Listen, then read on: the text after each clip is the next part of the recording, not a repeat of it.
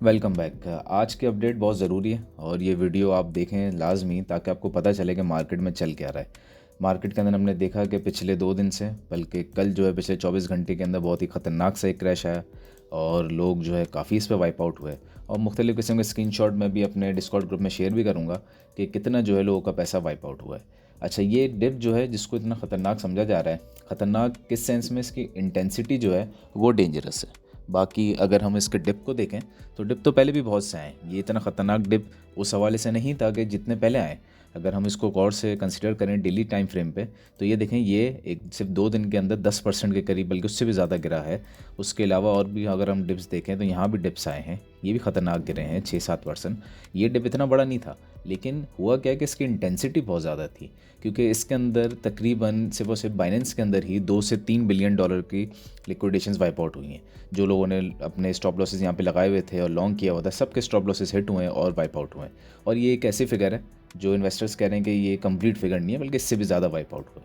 तो अगर आपने हमारा डिस्कॉर्ड नहीं ज्वाइन किया हो तो ज्वाइन करें, ताकि आपको टाइमली अपडेट भी मिले। और डिस्कॉर्ड के अंदर मैंने इसको अच्छी तरीके से अपडेट भी किया था क्या होने जा रहा है। फिर जो अभी डाटा आने वाला है हमारा यूएस अनएम्प्लॉयमेंट डाटा, ये भी बहुत इंपॉर्टेंट है, और मार्केट की डायरेक्शन भी बताई थी, और साथ ही डिफरेंट पोस्ट भी शेयर किए थे। स्पेशली मैंने ये पोस्ट शेयर किया था जिसमें जब लोग बहुत पैनिक कर रहे थे, और ये बात है तकरीबन सुबह के 11 घंटे पहले मैंने ये शेयर किया था कि इस वक्त आप पैनिक सेलिंग मत करें, क्योंकि इस वक्त 3 एक्सचेंजेस हैं, इंस्टीट्यूशंस हैं, और एक्सचेंजेस भी इसके साथ हैं। और ये दोनों जो हैं, बल्कि बड़े बड़े इंस्टीट्यूशंस के साथ मिल के एक्सचेंजेस जो हैं वो बाय करवा रहे हैं। और ख़ास तौर पे मैंने लिंक कॉइन भी मेंशन किए थे, कार्डानो, चेनलिंक, डॉट और ऑन्डो, ये 4 जो है बाय हो रहे थे। अब इन चारों को अगर आप चार्ट खोल के देखेंगे कि इन चारों पे हुआ क्या है, तो हम स्ट्रेट अवे चलते हैं। कार्डानो से शुरू करते हैं। कहाँ है कार्डानो? कार्डानो से शुरू करते हैं और देखते हैं कि क्या वो कार्डानो के अंदर, तो आपको नज़र आएगा कि ये देखें कहाँ तक गिरा था। ये 0.5 तक ये आ चुका था, 50 सेंट तक, और उसके बाद अभी तक कितना राइस आ गया? 50% का राइस आ गया। तो इतना बड़ा जो ये गेन आया, इतना बड़ा राइस आया, कैसे आया? ये इसलिए आया कि इंस्टीट्यूशंस ने बाय करना शुरू कर दिया अचानक, और इंस्टीट्यूशंस बाय कर रहे हैं। और ये 4 कॉइन्स को आप जाके देखें, आपको समझ आ जाएगा क्या हो रहा है। $2 बिलियन तो एक एस्टिमेटेड है, इससे कहीं ज़्यादा लिक्विडेट हुआ लोगों का। और मैंने भी कहा था कि Trump will soon fix it, तो ये क्या हुआ है ऐसा, उस पर भी बात करेंगे अभी। और यही हुआ कि 11 घंटे पहले जो मैंने अपडेट की थी, उसी के बाद आपको नज़र आएगा कि मार्केट ने कितनी तेज़ी से रिकवरी की है। और अगर आप इस जगह पे सेल करने के बजाय बल्कि उल्टा आप डी से करके बाई कर लेते, तो आपके लॉसेस भी रिकवर हो जाते। तो ये एक बहुत अच्छी अपॉर्चुनिटी थी। खैर, जिसने मिस कर दी वो डिस्कॉर्ड हमारा ज्वाइन करे, ताकि टाइमली अपडेट्स और आप इस पर थोड़े से अपडेटेड रहें। अच्छा, अब हम ज़रा बात करते हैं कि ये सब हुआ कैसे, ये हुआ क्यों।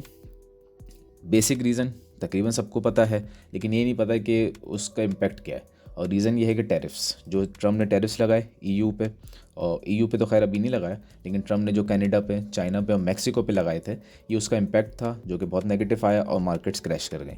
क्योंकि जब इस चीज़ को समझना ज़रूरी है कि जब टैरिफ्स लगते हैं तो उसका इम्पैक्ट ये होता है कि अमेरिका के अंदर जब टैरिफ लगेंगे, तो कोई भी चीज़ वो चाइना से मंगवाएंगे, वो कनाडा से मंगवाएं या फिर वो मैक्सिको से, तो उनको महंगी पड़ेगी, क्योंकि टैरिफ्स लग गए। और इन रिटर्न कनाडा ने भी कह दिया था कि हम भी टैरिफ्स लगा रहे हैं, कि हम यूएस अगर 25% लगाता है तो हम भी 25% लगाएंगे। तो ये इसका बहुत बड़ा इम्पैक्ट पड़ा था। तो टैरिफ्स की वजह से असर ये पड़ा कि जो इन्वेस्टर्स उन्होंने अपना पैसा निकाला और मार्केट डंप कर गई। क्यों? क्योंकि वहाँ पे अनसर्टेनिटी थी। और टैरिफ्स की वजह से आप अगर समझते हैं कि इंटरेस्ट रेट कम होगा, तो कम नहीं होता, बल्कि इंटरेस्ट रेट इससे बढ़ जाता है। बहुत से ऐसे लोग हैं, मैं देख रहा था, कि कह रहे थे इंटरेस्ट रेट पे इम्पैक्ट पड़ेगा। ऐसा नहीं है, इंटरेस्ट रेट उल्टा बढ़ जाएगा, वो तो ज़्यादा नेगेटिवली इम्पैक्ट करेगी ये चीज़। टैरिफ्स की मैं बात कर रहा हूँ। और उसी के साथ आज ट्रम्प ने, मैंने जैसे इस पर लिखा भी था कि Trump will soon fix it, तो वही हुआ कि आपको नज़र आया कि ट्रम्प ने जो है, जो मैक्सिको पे जो लगाए थे, ट्रम्प ने मैक्सिको पे जो 25% टैरिफ्स लगाए थे उसको पॉज कर दिया, मतलब 1 महीने के लिए डिले कर दिया। ठीक है, एक तो ये अच्छा काम हुआ। फिर दूसरा, कनाडा के ऊपर भी टैरिफ्स को इम्प्लीमेंट नहीं किया गया। अगर वो हम देखें तो मैक्सिको के टैरिफ्स ट्रम्प ने होल्ड पे कर दिए, ठीक है, और कनाडा के भी अभी कोई ज़्यादा एक्शन नहीं लिया है, ठीक है, जिसकी वजह से हम देख सकते हैं कि अचानक रिकवरी हुई और मार्केट जो है तेज़ी से रिकवर करना शुरू हो गई। तो ये बहुत इंपॉर्टेंट बात है, और ट्रम्प ने इसको थोड़ा फिक्स किया। लेकिन मार्केट के अंदर आगे क्या होने जा रहा है, ये ट्रम्प ने आपको डायरेक्शन दे दी है। क्या डायरेक्शन दे दी? कि टैरिफ्स ट्रम्प तो लगाएगा। और ये हमने, अगर आप न्यूज़ देखें बीबीसी की, कि ईयू टैरिफ्स प्रिटी सून, ठीक है, यानी कि ये ट्रम्प ने कहा है कि ईयू पे भी टैरिफ्स बहुत जल्दी आने वाले हैं। यूके को हो सकता है एक्सक्लूड कर दें, लेकिन ईयू पे टैरिफ्स लगने वाले हैं। और एक बात याद रखेंगे, जैसे ईयू पे टैरिफ लगेंगे तो द गार्जियन ने भी कोट किया कि ईयू ने थ्रेटन कर दिया कि अगर हम पे टैरिफ्स लगे तो हम रिटेलिएट करेंगे, और इनका रिटेलिएशन ये होगा कि बदले में ये टैरिफ्स लगा देंगे। तो जैसे ही आप देखें कि अगले 1-2 दिन में या जैसे भी आप अचानक सुनेंगे कि न्यूज़ आती है ट्रम्प ने टैरिफ्स लगा दी ईयू पे, तो उसका एक इम्पैक्ट क्या पड़ेगा कि मार्केट दोबारा डंप करेगी।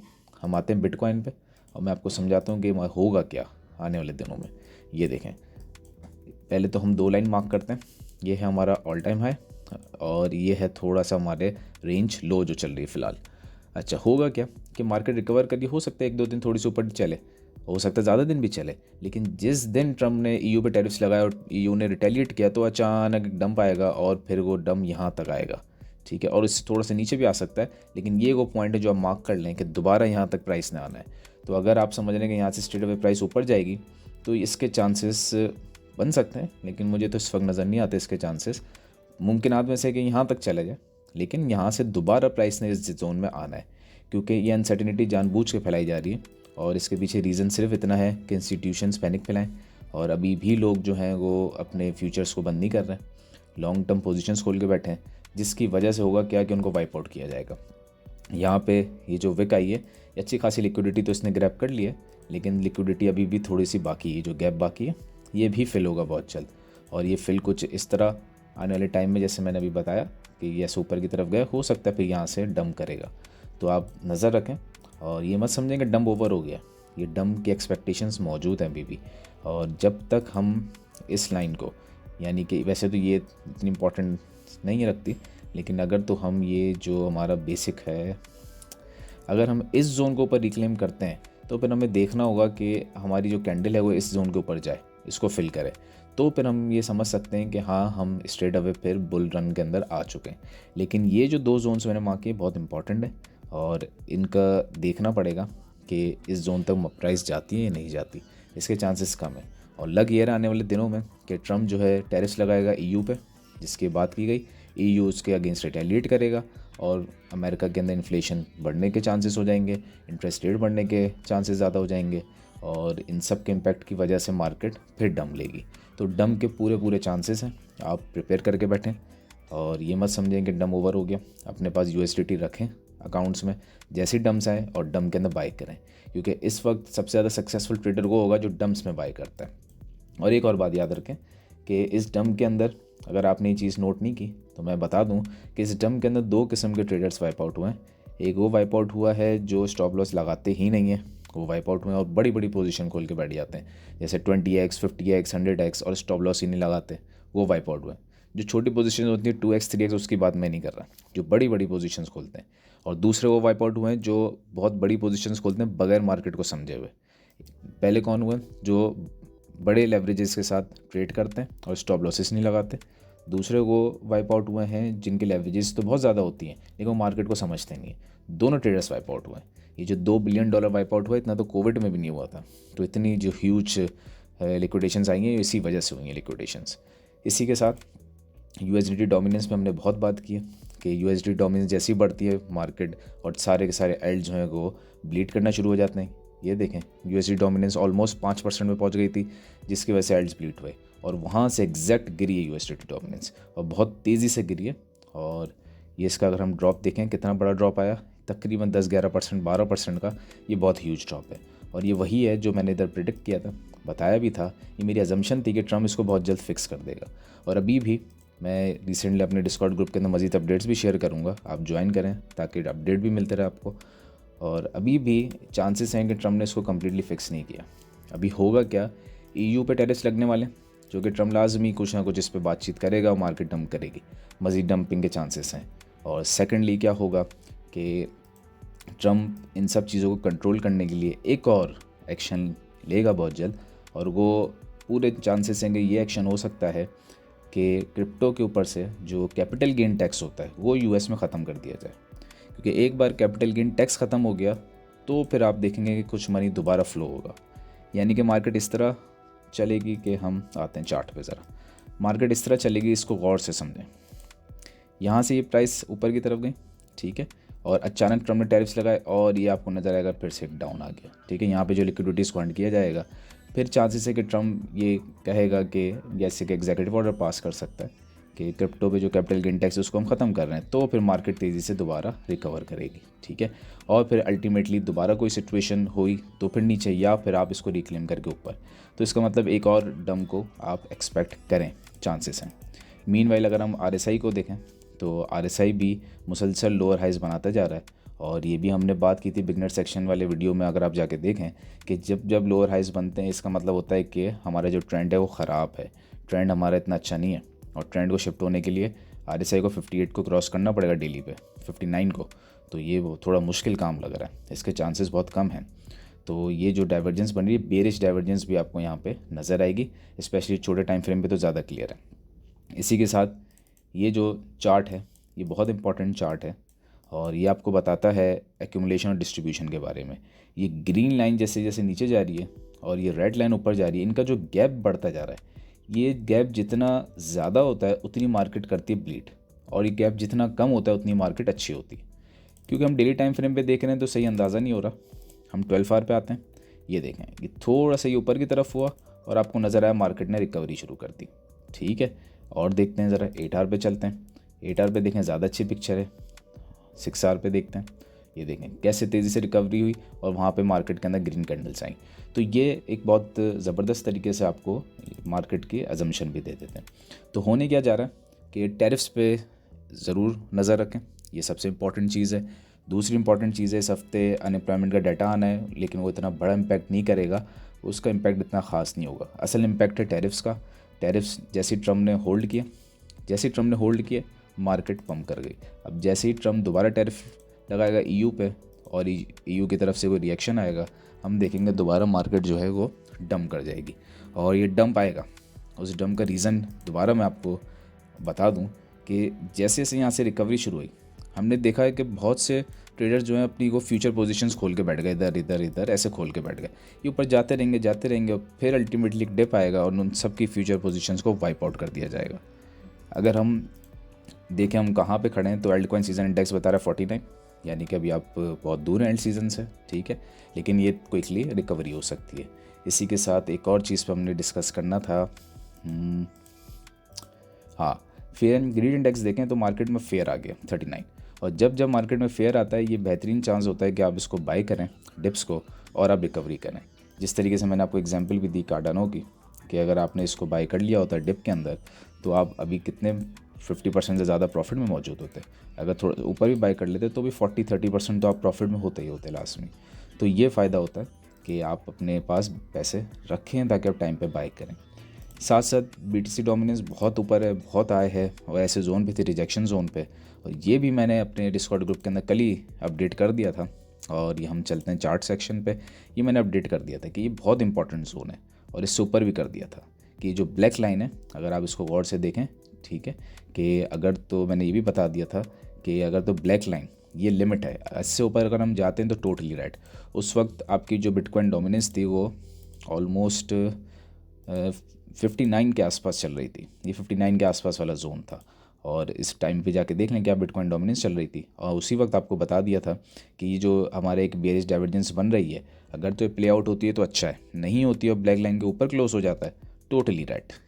और यही हुआ कि रात में अचानक जो है ये BTC डोमिनेंस बढ़ी और मार्केट टोटली राइट हो गई, जिसकी वजह से मैंने ये लिक्विडेशन भी शेयर की थी। तो डिस्कॉर्ड के अंदर जाएं ताकि आपको डिटेल अपडेट भी मिलती रहे साथ साथ। तो ये चीज़ बहुत इंपॉर्टेंट है समझना, और अगर तो आपको ये चीज़ नहीं पता होगा तो डायरेक्शन का नहीं पता चलेगा। तो बेहतर है अगर आप अपनी कुछ पोजीशंस में फंसें तो जल्द से जल्द ब्रेक इवन पे आएँ और उसको क्लोज करने की कोशिश करें। कम से कम पोजीशंस रखें, स्टॉप लॉस ज़रूर लगाएं ताकि इन केस मार्केट रिवर्स करती है तो आपका स्टॉप लॉसेस से आपके लिक्विडेशंस बच जाएँ। बहुत से लोग इसलिए लिक्विडेट हो जाते हैं कि बड़ी बड़ी लेवरेज से ट्रेड करते हैं और स्टॉप लॉस नहीं लगाते, बैकअप पे पैसे नहीं होते। तो इस चीज़ से बचने का सबसे अच्छा तरीका इस वक्त यह है कि आप स्टॉप लॉसेस के साथ ट्रेड करें, और बेहतर तो यह है कि आप स्पॉट पे ट्रेड करें, ठीक है। बाकी एक आध कॉइन का मैं आपको बता देता हूँ जैसे किस तरीके से बिहेव कर रहा है। ऑन्डो से शुरू करते हैं और हम चलते हैं ज़रा डेली टाइम फ्रेम पे। डेली टाइम फ्रेम पे देखेंगे ऑन्डो ने क्या किया। यहाँ से गिरना शुरू हुआ था, ठीक है। हम आते हैं डेली टाइम फ्रेम से 4 आवर टाइम फ्रेम पे। 4 आवर टाइम फ्रेम पे इसने क्या किया, ये जो आपको रेड लाइन नज़र आ रही है, इसने इसको किया रीटेस्ट। जैसे ही रीटेस्ट किया ये सीधा ऊपर की तरफ, और कहाँ तक जाएगा ये इसका नेक्स्ट पॉइंट, अगर पॉसिबिलिटी अगर ये ऊपर की तरफ जाता है और ट्रम्प जो है अभी एक तो कोई ऐसे ख़राब डिसीजन नहीं लेता तो यहाँ पे जाके इसको रिजेक्ट होना चाहिए। लेकिन अगर अचानक ख़राब डिसीजन आ जाते हैं तो नियरली इस पॉइंट के अंदर जाके ये इसका एक रिजेक्शन जोन बनता है, जो ये रिजेक्शन ये कि यहाँ पे नज़र भी आ रही है, 1 आवर पे देखते हैं, ये नज़र भी आ रही है रिजेक्शन, ठीक है। तो ऑलमोस्ट ये रिजेक्शन जोन बन जाएगा अगर ये यहाँ पे प्रॉपर्ली प्ले आउट नहीं होता। इसी के साथ बहुत से और भी अगर हम देखें कॉइन्स, जैसे कि से को देख लेते हैं, तो वो जो है अभी भी स्ट्रगल कर रहा है और वो अभी काफ़ी नीचे है। अगर हम देखें तो इसने इतनी ज़्यादा तेज़ रिकवरी नहीं की अभी तक, ये काफ़ी नीचे है, ठीक है।